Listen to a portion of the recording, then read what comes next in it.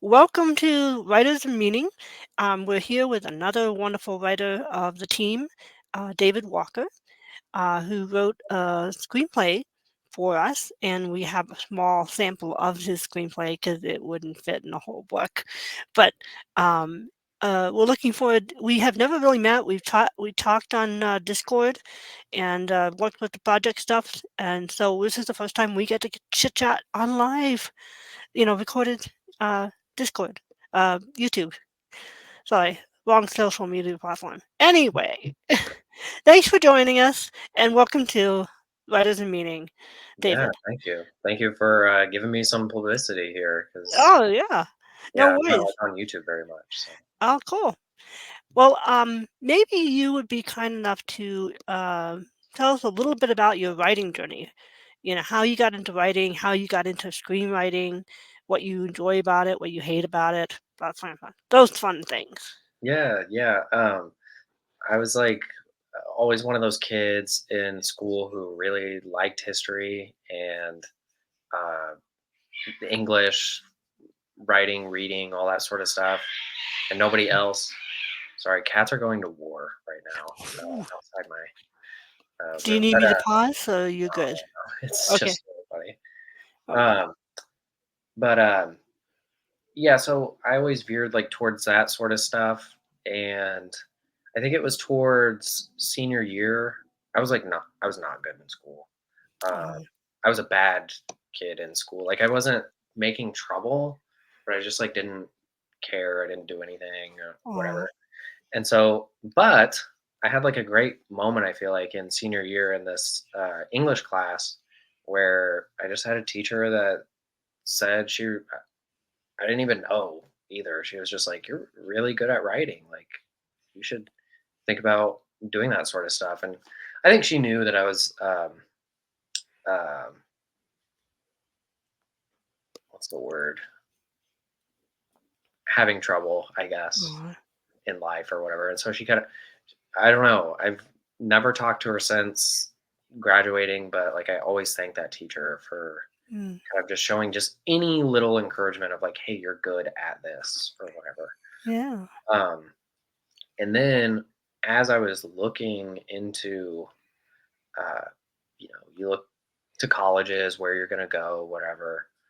Um, I really wanted to get into an art school so bad, but I again screwed up during high school and had Oh, like nothing to show. So I knew that oh, wasn't, going to happen. But I was just looking into like careers and stuff, and obviously I loved movies, and I discovered that screenwriting is even a thing. I didn't even know we oh, wrote movies. I was like, "Oh, what? That's an option?" And so I was like, "Cool." And ever since then, I guess I've just always been trying. I used to write screenplays on Google Docs and stuff like that. oh, wow. That's been challenging with the formatting and everything.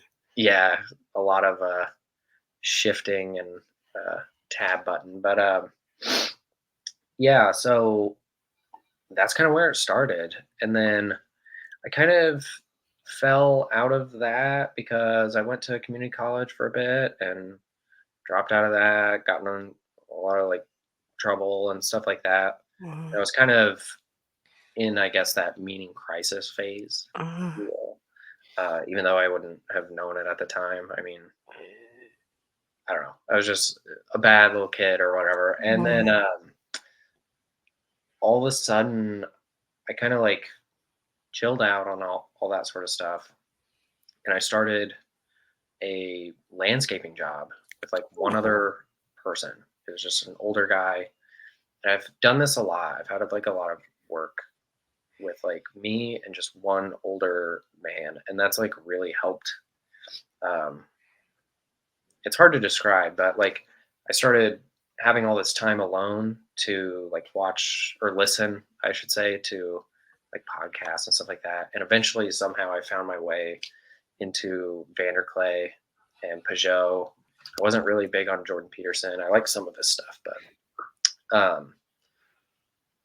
and so I just started seeing all these connections with like kind of my experience in life and all this sort of stuff. And it kind of reignited, Paul used to say like way back in the day, uh, that he wanted to help people rediscover meaning so that they could go out into real life and do something. Mm, And I don't know, it was just like in the back of my head, I could just hear like you used to really like writing. You used to really like writing. And so that kind of re-sparked that in a way, like this mm, corner, kind of discovering literally Paul Vanderklay on YouTube cool. kind of re-helped or helped me kind of rediscover a passion for writing because I knew that was what gave me meaning, I guess, Yeah, for a cool. little brief period there. Yeah. Well, that's kinda neat. I appreciate you sharing your story there. Yeah, yeah. Um, there are quite a few, a sprinkling of other people who are just, not into Peterson or didn't really, they found Paul otherwise, Yeah. through other means, and so that's kinda neat, meeting someone like yourself. Yeah, it was Um through Peugeot. He responded to like a Peugeot video. Um, ah, I just think Peterson, he's for a lot of people, especially if you listen to like the Genesis lectures, he's for people mhm, really wrestling with like the science and religion stuff. mhm.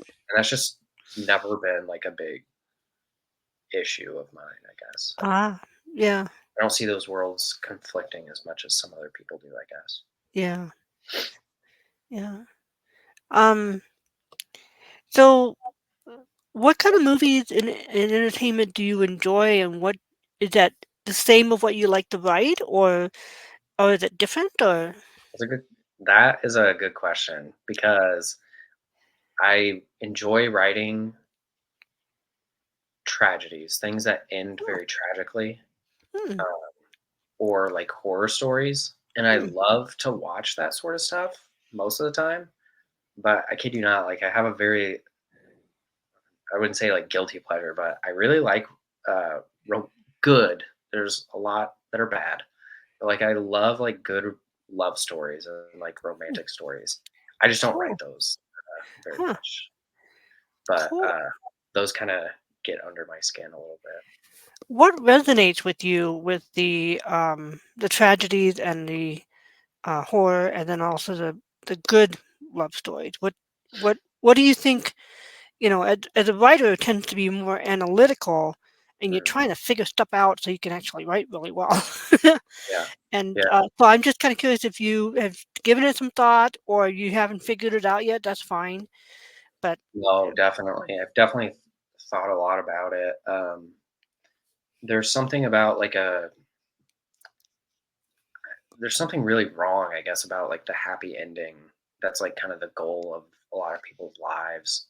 And I just think there's something in the basic sense, there's something just so much more powerful about like a tragic ending that just like haunts me. I always think of like a lot of Bible stories where it's like Moses, he never enters the promised land and he dies. Uh, mm, Jonah, I hate the ending of that story, but it's such a good story because he ends just bitter under a tree. It to me to me I find that story like a tragedy. I know some people say it's like a comedy. I don't find that reading, but mm, I think it like and with horror stories as well, where there's often like this kind of reaching for a beyond, and then the beyond often or like the outside or whatever kind of eats them, and they never really get to come in contact. I just like the idea of like striving for something impossible, mm, um, and that nothing's perfect, and so that mhm, will always kind of fail, but striving for it anyways. Um, right, and I think that's where like that links with like why I like love stories a lot is the best ones, obviously. You know, the love story is like Romeo and Juliet, where they both mhm, die at the end.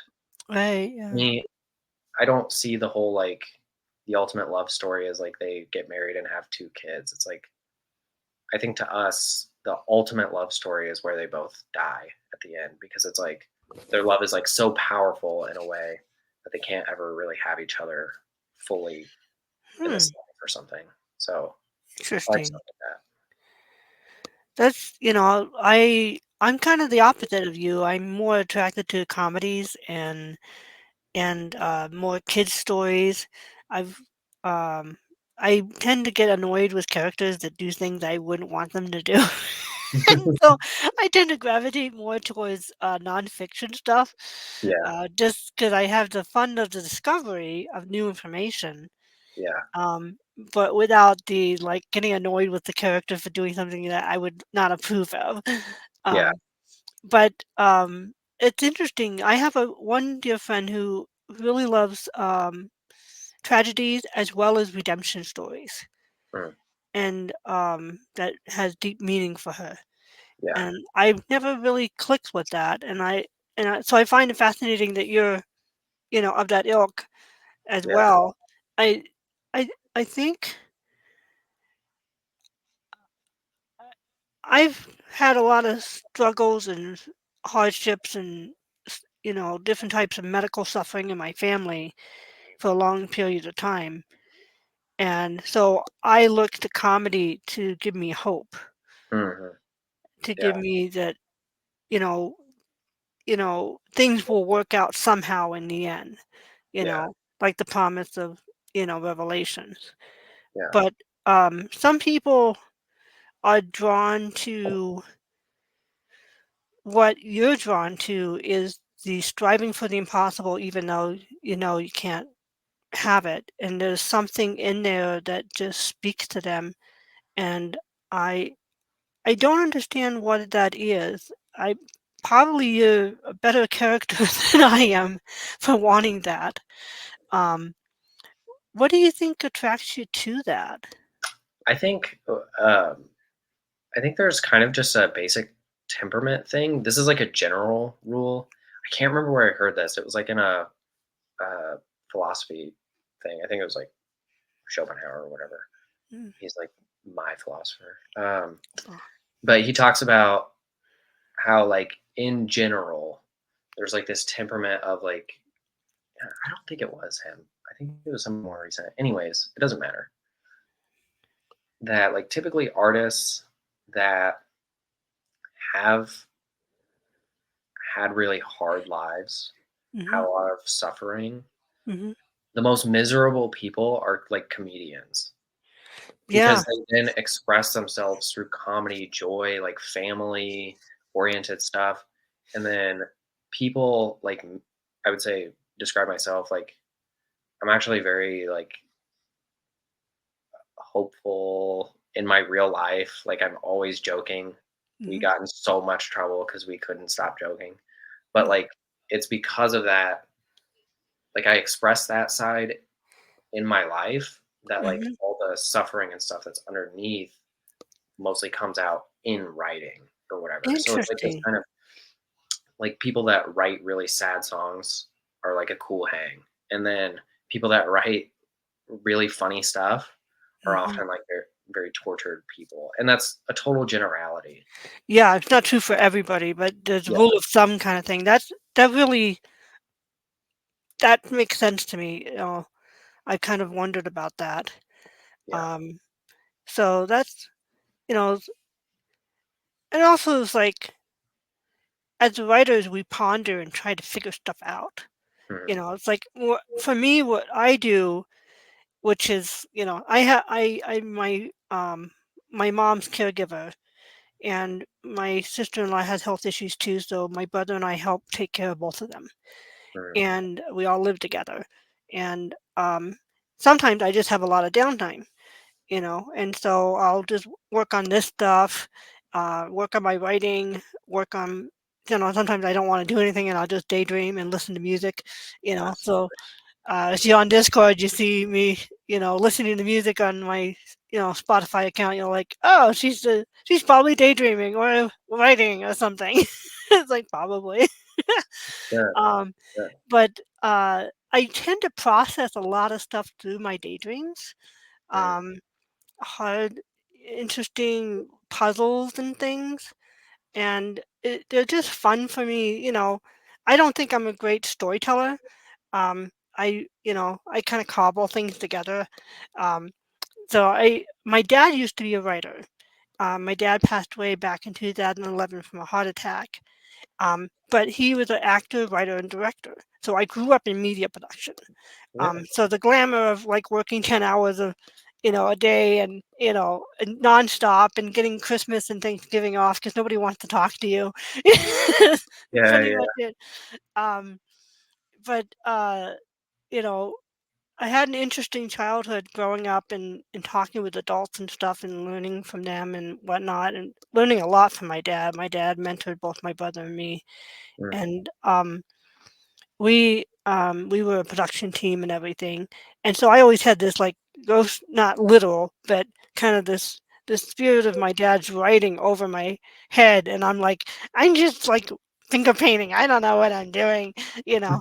And but he had tons of books on writing, and so all most of them are out of date now. yeah. Uh, but his one of his biggest collection of books was actually writing books, Mm, and so I've mm, kind of gone through some of them or his writing magazines that he had, and he had a way of writing dialogue and constructing scenes, and also of he didn't his way of writing was he wrote on a legal pad.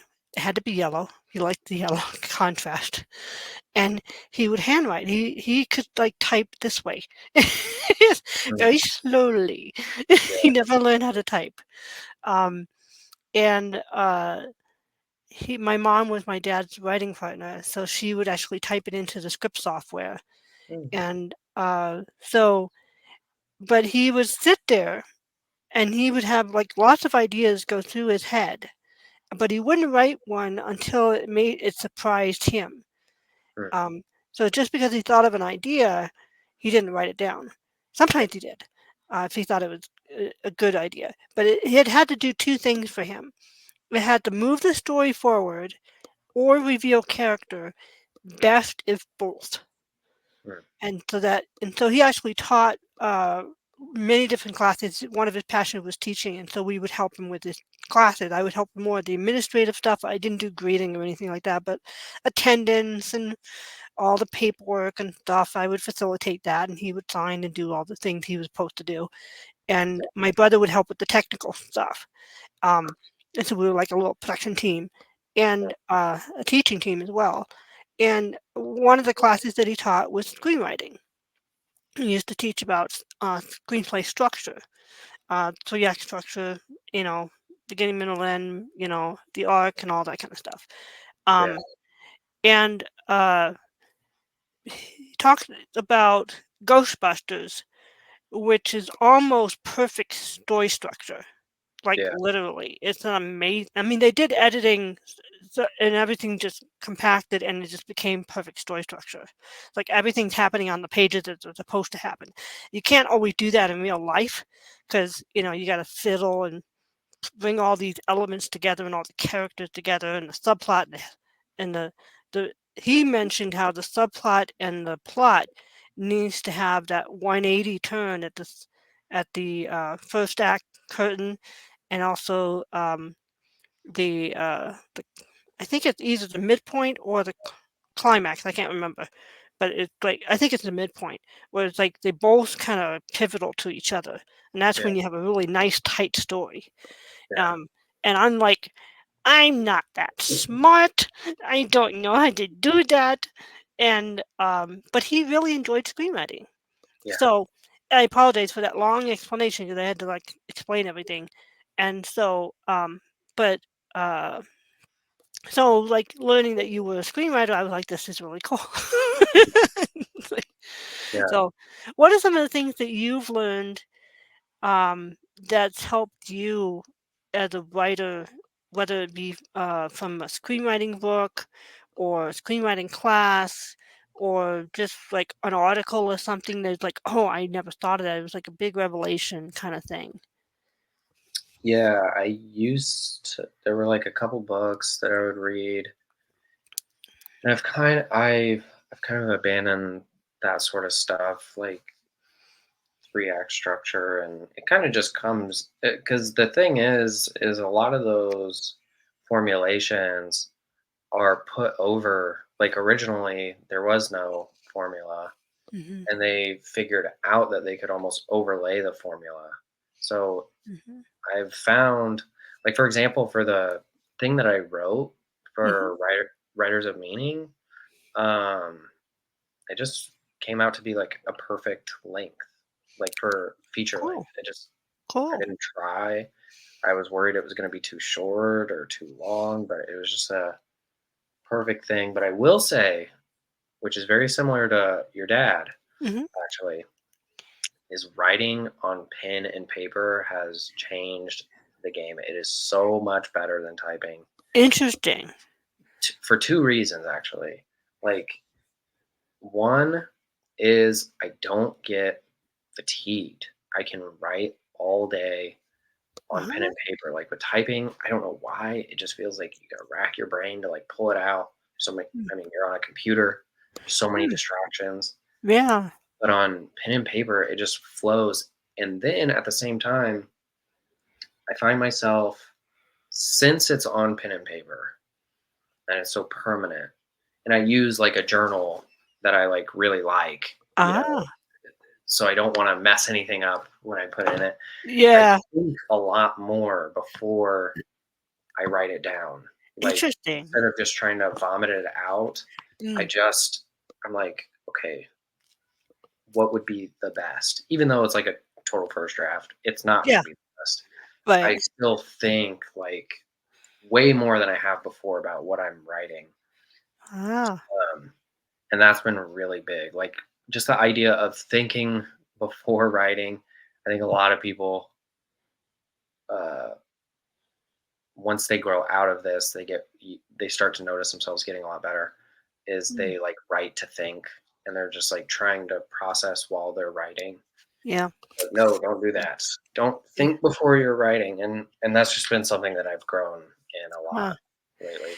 I'm kinda like, I really f I kind of vacillate back and forth between writing on paper and writing on the computer. Um, Mhm, I like being able to just have it in the computer and edit it and edit it and edit it and edit it and edit it. I'm kinda like I talk weird. I always sometimes it's like I'll say the last thing first, and I'm like, mhm, "Oh, no, I should, like, say hello and introduce myself," like I'm like, I'm kinda goofy. But, um I write to figure out what I actually think. It yeah, kinda helps me organize my thoughts because 'cause I'm kinda like, you know? yeah, But telling a story or presenting information, you know, I think your way and dad's way is better. Um, I know Josh of the writer group, he he has to, like, figure it out what he's gonna say and then write it. So I think it's part of me is because I'm partly, verbal processor, and the other part of me is, like, I actually do try to craft my words. So I kinda vacillate, but kinda as the moment, seems fit to go. Because yeah, sometimes I'm like, "Okay, I gotta explain this to somebody," um, some kind of medical thing. And I'm like, okay, this is going to be a complicated thing. How do I present it in a logical way that makes them want to help me? It's like figure this problem out. yeah, And, it's like my brain kind of cogitates and then and then the moment comes, I'm on the phone with them and I talk to them, yeah, kind of thing. So, but, one of my pieces I wrote is the next piece, which is like me starting my writing journey. For mhm, me, it was like I been messing with fan fiction for about 10 plus years since before my dad passed away. And mhm, it was really bad fan fiction. It's like, writer's dream, it's like stupid stuff. But it made me happy, So yeah, it's like finger absolutely, painting. Um, yeah, and and my mom told me, "You know what? You should write." And, she didn't mean professionally, she meant just enjoy writing, do writing. You have a gift for it. I'm like, "Oh, okay." I always thought dad is the creative one and me as like the, get it done kind of girl. Um, mhm, and, so I'm like, "Okay, I will write blog posts for my website that I have nothing on." So I wrote a piece about writing the next piece, which was it was my second piece that I wrote, mm, and I'm like, so I included mom and dad's writing in it and all that kind of stuff. And but it was very stream of consciousness, and then I went back and just revised and revised and revised because my dad used to do revision after revision. Um, Mm. the is and he's just kind of like so actually, let's talk about editing next because I stink at editing and I do it a lot. Uh, So it's like I can edit for clarity, and I tend to my writer's voice for the moment tends to be more like I'm speaking to somebody. mm, Um, but it might grow and change over the years because that's one of the benefits of writing is like no matter how frail our bodies are, we can still write somewhat depending on nerve issues and whatnot. right. Um, but so you craft your writing in your head, and then you put it down in a journal that you try not to mess up, Mhm. which I think is cool, you know. Um, and uh, how do you do the editing process? Because for screenwriting, you need to put it in the computer sometime, right? Mhm. Do you edit in the computer? Yeah, Oh, that's where like for I'm starting writing like my first attempt at writing a book, which is really just to try to teach myself to write a book. mhm, It's not going to be great, um, but like that's why I actually don't write that on pen and paper because that would be so much to then have to put over into typing. Though I know some people who have recommended you do it that way, anyways. But since you're going to edit, especially for a screenplay, mhm, it's quite feasible to write it all on pen and paper. And then, especially if you have like a little lull in creativity, mhm. you have something to do. So you can Ah, just type it up. And then, yeah, like while I'm doing that, like I'm seeing, oh my gosh, my spelling is atrocious, or yeah. what is this sentence structure? What am I saying? Um, and so it kind of allows me to almost edit the first draft while I'm typing it up. And then again, like Ah, I find to finish something, it kind of depends, but I'll go over it in full, whether it's a short or like a full length, whatever, mhm, um, 4 times. And I always think I'm done on like the third go through, mhm. but I go through like one other time and I'm like, oh my gosh, need some work. And by then I'm like, typically I'm happy with it, you know. Cool. If I'm not happy with it after meticulously going through it after the fourth time, it just probably is not that good. Which Ah, is fine, that happens. yeah, Is what it yeah. is. So, um, 2 questions. Mm. I'm being a nerdy little writer. I'm curious. What is the notebook that you like? Uh, it's just from Amazon. I just got it because I wanted something red, and Oh, it's okay. super cheap, whatever. Yeah. It's got Oh, like okay. a It's not a particular brand or anything like that. no, it was like the recommended. I just wanted one. Actually, I should say this. I wanted one that has like a book spine, Mm. because I wanted to be able to, and that didn't have. This was my previous one, and it had this little tie-up thing. It's really Oh, cool.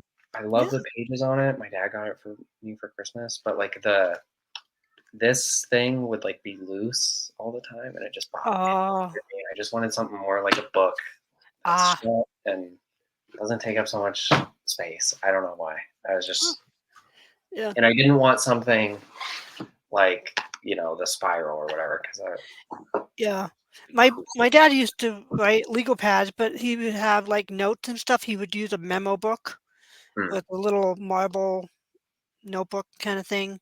yeah. Um, I I can't get it right now because 'cause they've got my screen behind me. It's like it's way back there. Um, but, yeah, that's cool. The other question was let me see if I can remember what it was. Um, I there's a point when you just kinda get overwhelmed by reading too many how-to books and stuff, but Hmm. what was some of the how-to writing books that really impressed you or, like, you were really glad you read that book and or you bought that book because you're just happy you wanted to own it kind of thing? I think it's super generic. It sounds so corny for me to say, but there's a book that probably everybody who's tried screenwriting has read called Save the Cat. Yeah, And classic. yeah, Yeah. that's one of those things where it's like I'm very thankful I read that, Mm, uh, just because it's like, you have to know the rules to break the rules. It's like it's right. definitely good to know all the fundamentals like that. Was Cool. definitely super helpful. I think the other thing that I read a lot when I was a little younger, and my tastes were a bit different, but I would just read screenplays of directors that I really liked. And I Cool. would read a lot of. They're hard to get a hold of. You Yeah. kind of have to. I don't, I don't know if they're like pirated or whatever, but like No, they're there's people who actually sell licensed screenplays yeah, for like film students and stuff. yeah, Um, uh, so there's distributors of the screenplays, but it has to be like legal and stuff. So you're probably getting the legal ones. yeah, I'm blanking on who they are because my dad got some for his film class. hmm Like Ghostbusters and a couple others. Um, yeah, and for how people do script breakdowns and all that kind of stuff. They kind of need real scripts that they can like analyze and all that kind of stuff. yeah. Um, I think what I was so like grateful for reading those and getting a hold of some of those is and granted, a lot of the people I was reading were writer directors, but I was like just really happy that, oh, this is just like how it is on the screen. Like I was very surprised. I was very oh, scared to read them because I was like, oh gosh, they're gonna be like so different. hmm, I'm sure they made so many changes and stuff like that, but I was very happy to see that, oh wow, like um page to screen is not as big of a leap as they hmm, make it out to be. There's just like all this stuff they always talk about, like, oh, your movie's gonna change like so much, blah blah blah. And it's like with really good writer directors, I find that actually not to be the case necessarily. yeah. You might be seeing the final version as well, because sometimes in development it changes quite drastically. Yeah. So, Yeah. but I know Okay. Frozen they changed a lot just based on the song, Yeah. um, and it was like it changed the Mhm. direction of the whole piece. Yeah. Um, Totally. and so that does happen. And so we see more of the final revised version of what they go with. Yeah. Um, and it is amazing how I sometimes can visualize stuff. My dad was a big visualizer, and it was a screenplay. It's helpful if you're a screenplay writer. It's helpful for you to be able to envision what you're writing about, you know, and understanding that the visual of the exterior done. It's a whole big huge production thing that they got to do, and everybody's Mhm. got to be up at 3 a.m. in the morning just to Yeah. get that shot, or find some really good stock footage like with that. Yeah. But there's something beautiful about getting the dawn. But do you tend to see more visual, or is it more the interaction, or Yeah. It's like very visceral images. mm, I'm one of those people that like, I can imagine it as clear as day with my eyes wide open. I ah, just and I don't, if I don't have that image, then it's not going to get written either. So I have to really imagine it to be able to put it down on cool, paper.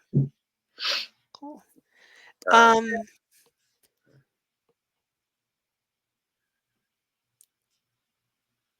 do you find so?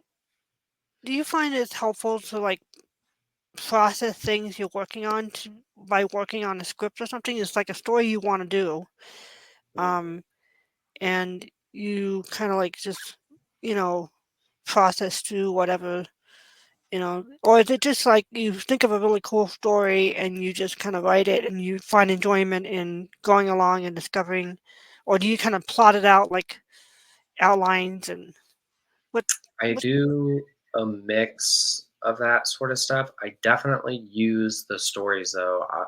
I think I think people that say, "Oh, I just write it to tell a story," I'm like a little skeptical of that. I'm like, okay, like Ah, I definitely am wrestling through something in whatever story that mm, I choose, and I choose that story because it kind of, as I'm figuring out something in my head, like they kind of start to merge together, I guess. mm, Um, so yeah, totally. Like yeah, I'm definitely, I know a lot of, again, like writing books, screenplay books, they'll always say like just one theme, one theme, and it's like no, it's definitely layered. yeah, I'm always working through like multiple things at once. mm, There's probably, yeah, I don't know. It's not always like just one central theme. Sometimes those do capture me, I suppose, and capture the story a little bit. mm. But I'm always trying to wrestle through multiple things because they're all kind of interrelated. Yeah, there's a book I'm thinking of as actually the editor and publisher of John Vervaeke's AI book, I think it was. He did a podcast interview with this editor whose name I'm blanking on. I apologize. Um, but he did a book called The Story Grid, and he Mhm, took that analytical mind of his as an editor and read tons of fiction books. It's very fiction oriented. mm, Um, and it the story grid is actually very fascinating. I don't agree with everything, but I like he did a lot of really hard analytical figure out stuff. mhm, And he's very much of the whole like has to have that one essence mm, of what the whole transformation is about kind of thing. mm. Um, Yeah. but you might find it interesting since you're on in our little corner of the internet. Yeah. Um, uh, I'm probably about somewhere between 50 and 70% through the ebook right now. Um, Okay. he talks about and he kind of analyzes, which I'm not, too keen on because I'm not a horror fan, but he talks about Silence of the Lamb. Mhm, And so that he read a lot of horror and other genres, and I can't remember what they are right now. But it's been a while since I've read. I'm reading like 8 books, which it's like I always like too many things. what are you Like doing to yeah, yourself? You're yeah, torturing yourself. I know. I was like, oh, this new shiny book. Oh, I want to learn about this. And then all my other books like, hey, what about me? Yeah. You know. Yeah. So, but I'll get back to it eventually. But yeah, so that's kind of a fun thing. Um, let's talk about your piece for the I'm sure you've written other screenplays, and I'm kind of curious what the different screenplays you've written are about. But I understand that if you are trying to sell it, you may not be able to talk about stuff. So, and maybe you might just want to refer to different genres or whatever. But I want to be respectful of your like intellectual rights and stuff. It's just like Oh, yeah. this is going on YouTube, and I don't need people stealing your stuff. Like, That's fair. but but Um, I I would like to try to not sell my stuff. I would like to oh, try to either get it made or in the end of the day, like if I just publish it with like hmm. some art photography and stuff like that, like I could die happy with that. Oh, okay, If I sold interesting. off a screenplay and it sucked, Oh, I would be very upset. Um, I couldn't ah, do that. I just couldn't okay, do it. And I know a lot of people are like, "Well, you got to get over that," and it's like, yeah, don't care. yeah. But so it's kind of funny. I have like a whole nother half of what I like to write, which is like a bit more oriented towards kids and Oh, like kids interesting. stories, which is what like that's kind of what I was going for with what I wrote for Writers of Meaning, which Oh, is taking like fairy tales, fairy stories, that sort of thing. yeah. Kind of like mythologies that are so dense that they could only be expressed through like animation. So a lot of these Mm, ideas are like animated ideas, interesting. which yeah, like I remember when I showed one of the first drafts to Jamie, who's on the writer server. Yeah. He was like, "Oh, I saw this as like a old school like '80s fantasy live action thing," and I was like, "No, no, no, animation. That'd be so terrible if it was live action. Oh god." Yeah. Yeah. But yeah, but I'm a- I'm actually people crap on him all the time, and I think it's very unfair. I think one of the best American artists we've ever had is clearly Walt Disney, Oh, uh, yeah. and I'm very much inspired by him. But I would say what he does that I wouldn't agree with is he takes like some of the I'm looking at a copy of Grimm's fairy tales, but he takes some of these fairy tales and he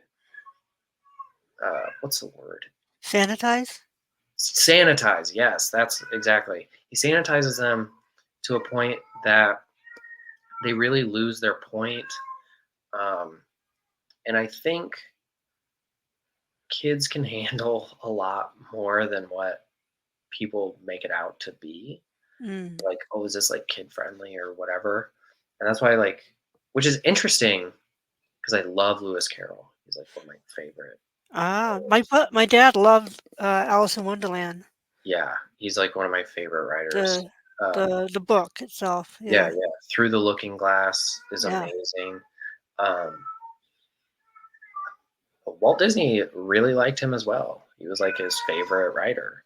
Ah, And it's kind of confusing because like his Lewis Carroll's view of childhood is very dark and it's kind of like mm, murky and um, you know, I work with kids like during my day job as like mhm, a we do like obstacle courses, whatever, it doesn't matter. But like, mhm, dude, kids are not like all these innocent creatures they make them out to be. That there's kind of this like kind of dark malevolence about children that mm, I think they appreciate. So there's like this really cool quote I found by G.K. Chesterton.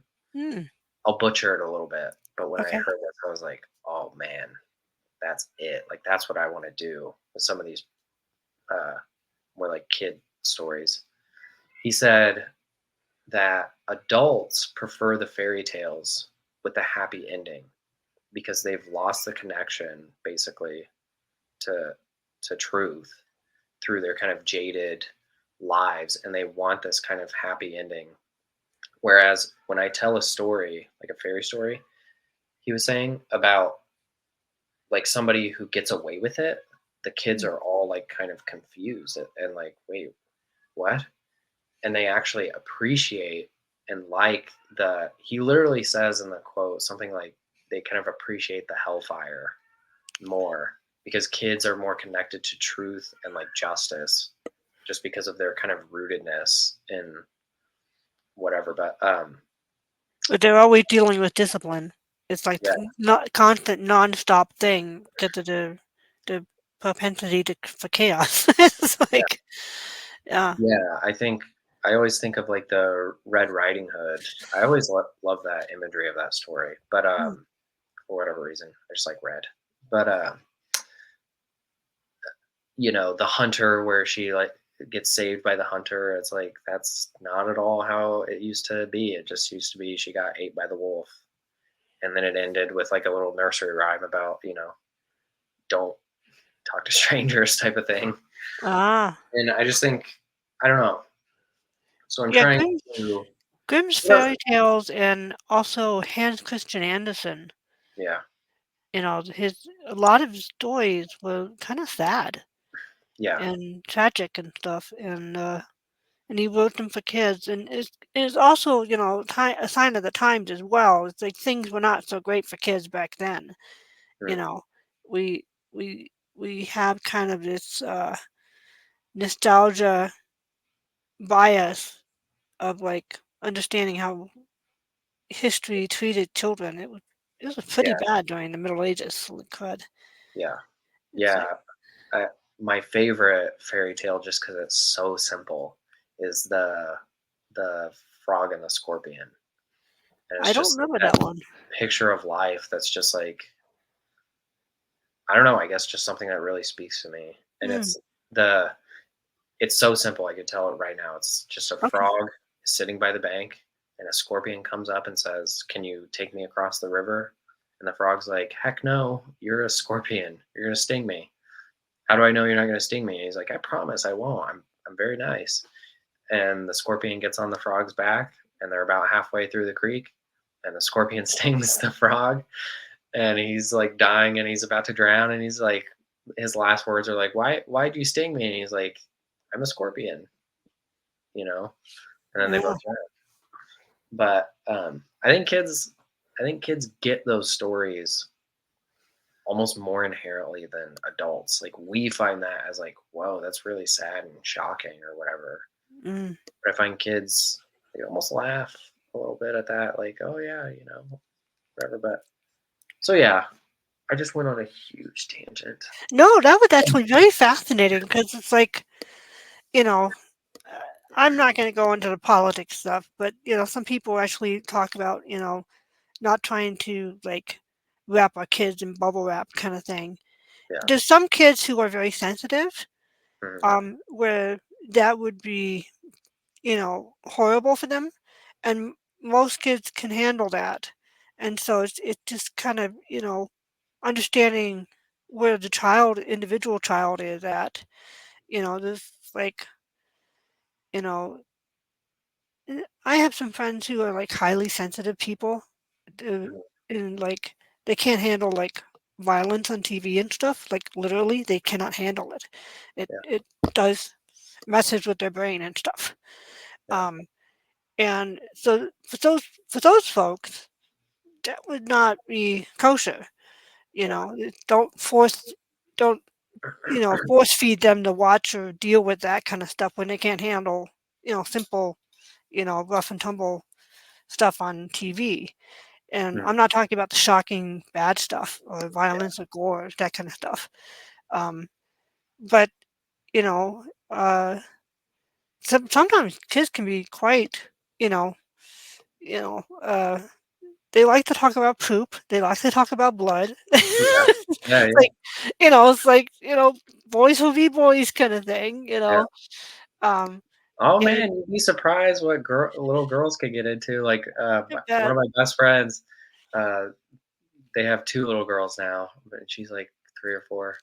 She just, they can't get her to stop eating mud. She'll just like start making pies, and she'll just eat the mud, and it's like, stop! Like, if we turn our back, you just start eating mud again. Yeah, it's so funny, but you know, Yeah, that's kids.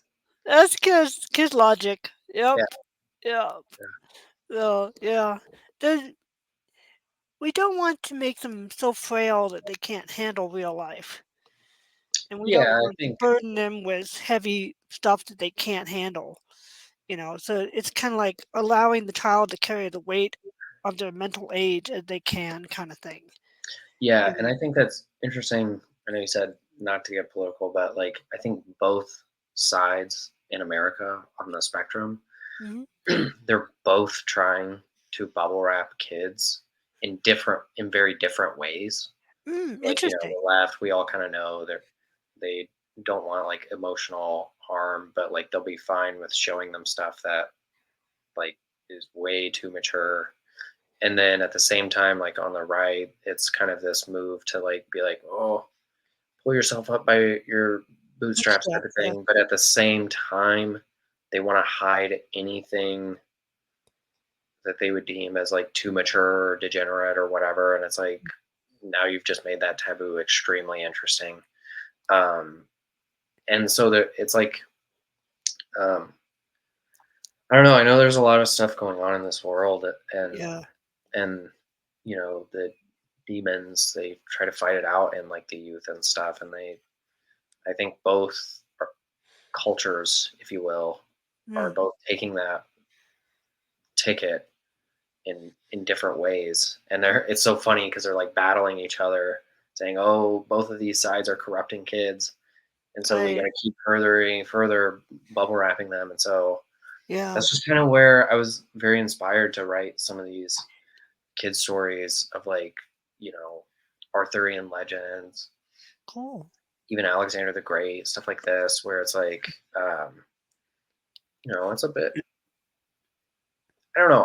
I do well with kids sometimes when you like talk to them more maturely. Not like, Yeah, I'd talk to my buddy because we say crazy yeah. stuff, but like, you know, uh, they appreciate More that more less. more, uh, one-on-one back and forth than talking down to them kinda thing. Yeah, yeah, yeah, And, they can tell, yeah, and they appreciate that. They may not be at our intellectual level, but right.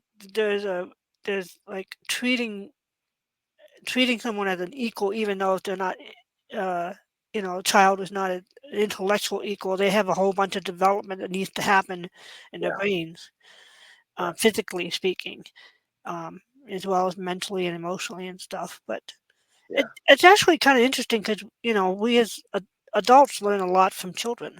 It's like, oh yeah, it's like we have like these things that we've forgotten about, and it just seems so obvious for children. It's like, oh, like the funny thing is like how they misunderstand things.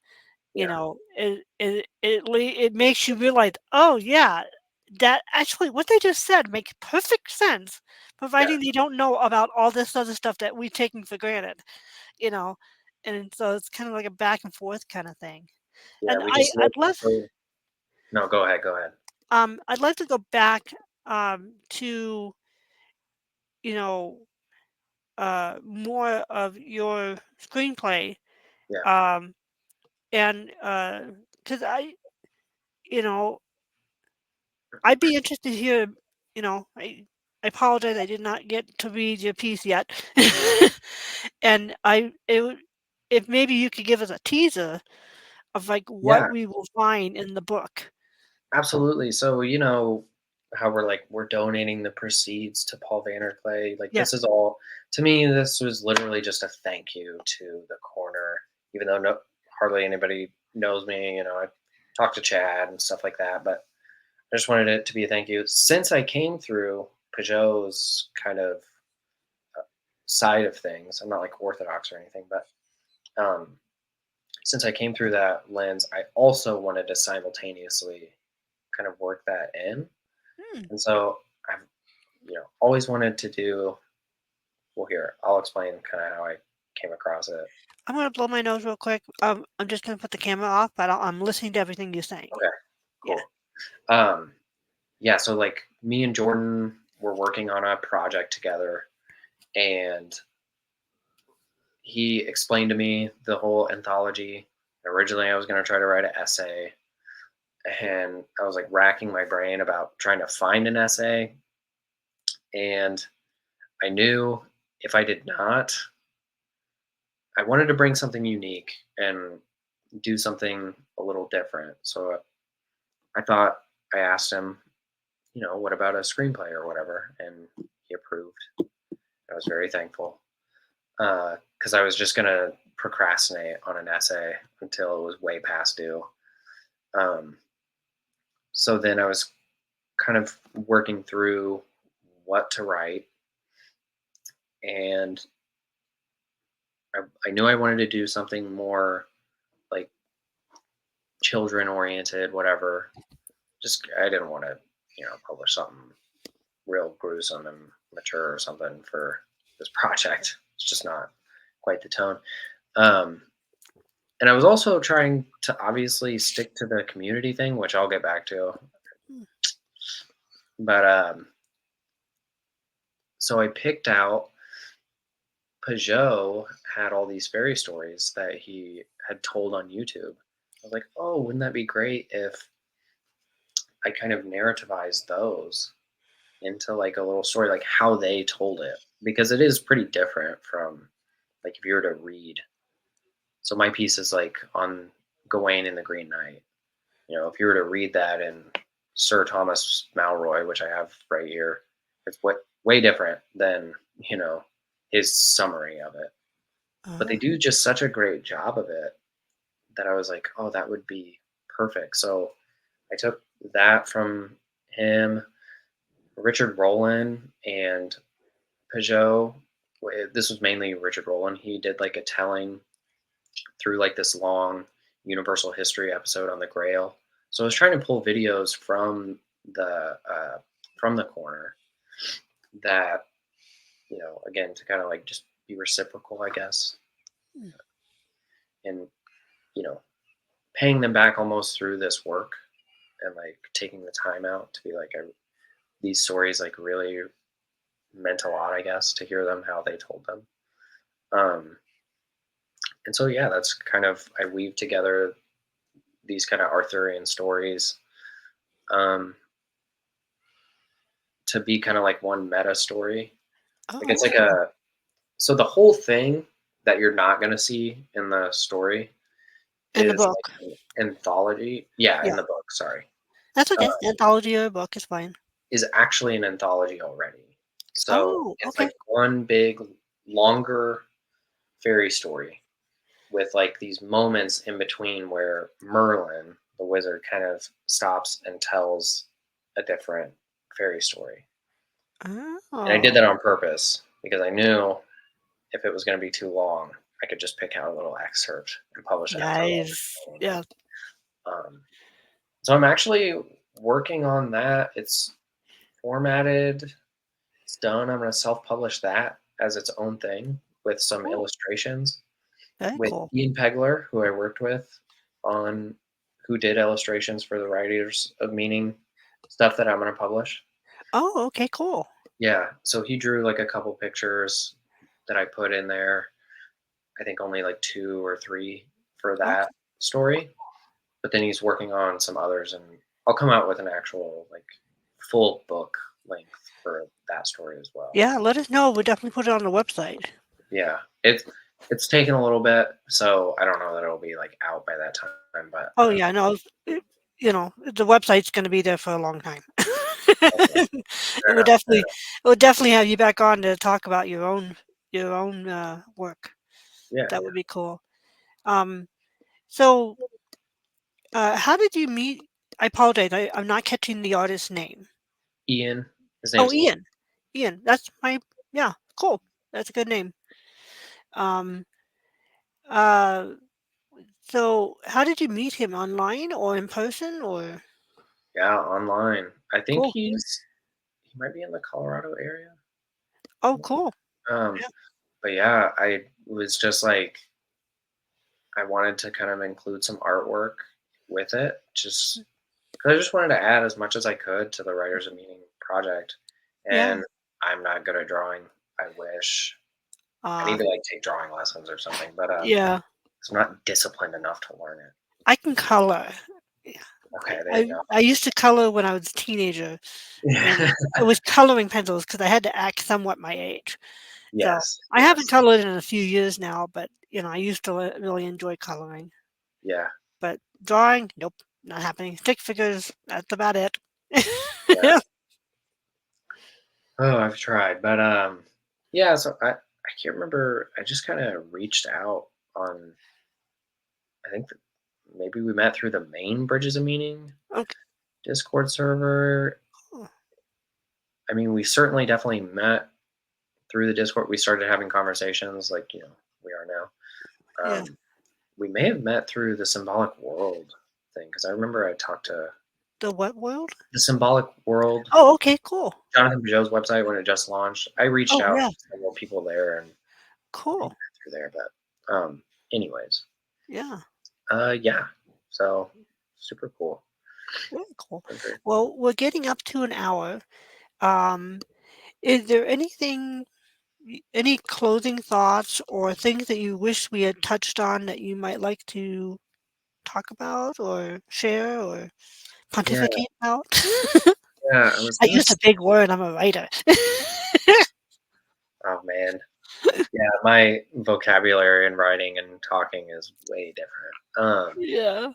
I was gonna say something else about the piece that I wrote.